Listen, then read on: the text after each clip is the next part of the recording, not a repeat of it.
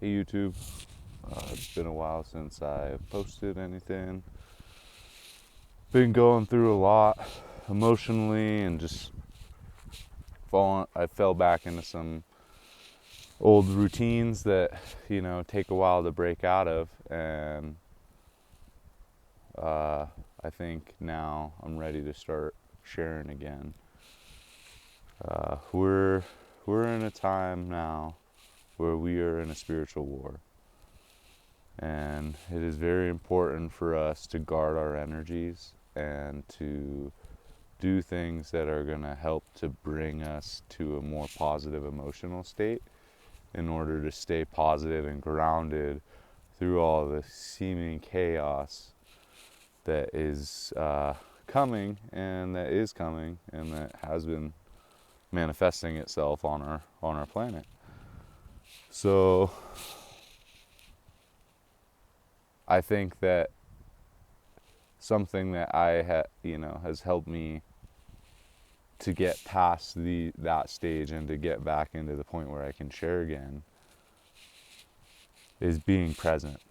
You know, in our day and age, it's so easy to fathom and to come up with all these situations and imagine these realities that are not beneficial, right? And that can cause a lot of undue stress on our nervous system, when in fact 95% of these realities never come to fruition. Not saying there are not a lot of catalysts going on and that they're not gonna, that the old system is crumbling as they're bringing in a new system. So there are definitely some things that we should be worried about, but investing all of your time and energy and focusing on a future situation rather than just enjoying the present makes us get lost in our mind, and we can often just get stuck in these repetitive loop cycles where it's not beneficial, and then we're not productive, we're not doing anything, we're doing harm to our body. Anytime that we feel fear or negative emotions, you have to think of it as your body is literally producing a poison, a toxin in your body. And the longer that we stay in those states, the more toxins are going to accumulate, and then the more that's going to affect our overall outlook and our overall perspective on life, right? So as we start to shift our emotional states, and we can start and get in states of gratitude, states of joy, states of compassion, states of love, states of just being present, then we can change and go into higher states of consciousness, which help us to be more creative, get into the flow. And again, we're in a spiritual war. They want us in these low fear, anger, negativity states, because then we're easier to control. When we have these higher states of consciousness, we can connect, and then we have our senses about us, so we can understand more of what is going on, the actual agenda here. So being present is something that has been helping me to maintain grounding, doing stuff you love every day. I'm out here on a mountain bike ride with my two best friends, you know, and this has been my haven. It's kind of been my gym, and it's where I push myself, is in the mountains and just getting on the trail. It's a good way to stay sane for sure.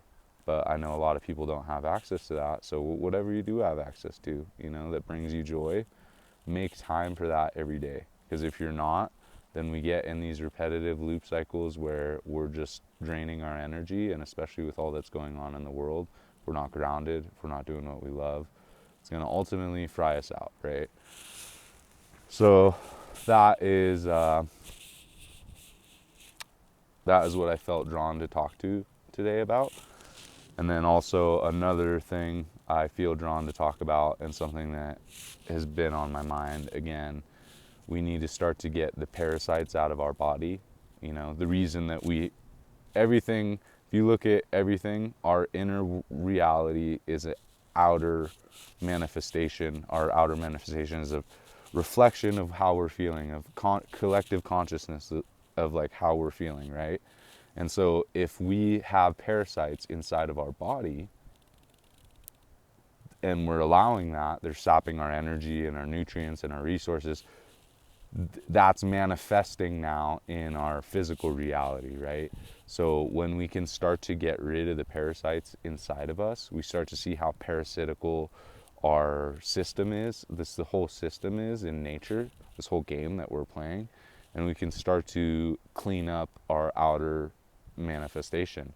But I think that more people need to start to realize how bad the parasitic infection is, and we need to start treating it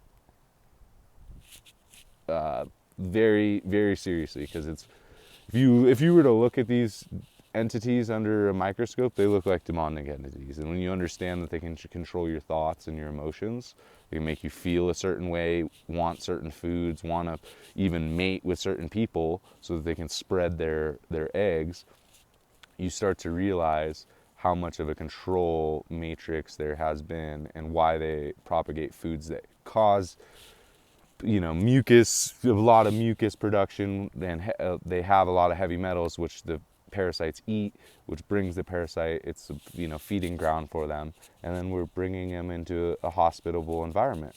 So we're giving them a breeding ground, and then no one here in the States, we're like, oh, that's a third world country thing. No, it's a freaking everywhere thing. If you've been exposed to just about anything, you walk bare feet on the ground, you have a dog, you've eaten meat or fruits that haven't been washed, i.e. in a restaurant ever, then you're gonna have some form of parasite. And just knowing that, being aware, gives us the ability to start to make changes that can help to alleviate that issue, right? So currently I'm on a protocol. Generally what people use is black walnut hull, green black walnut hull, wormwood, and clove. A mixture of those combination usually gets the ones that are in the guts.